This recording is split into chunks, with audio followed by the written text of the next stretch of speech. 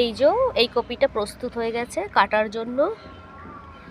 আর আজকে কপি কাটছে অধিকারী বাবু, মানে আমার বরমশাই।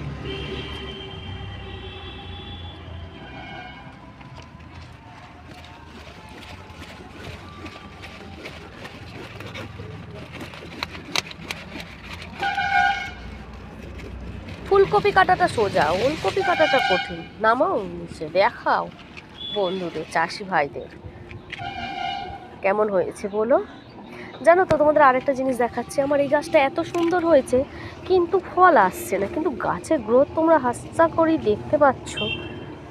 দেখো, এত সুন্দরী গাছ, এত বড়ই গাছ, কিন্তু কেন গ্রোথে পরিপূর্ণ, অথচ ফল আসছে না কেন জানি না। জানলে আমাকে অবশ্যই বলো, আমার ভুল হলেও বলো, আমি বুঝতে পারছি না ব্যাপারটা কি।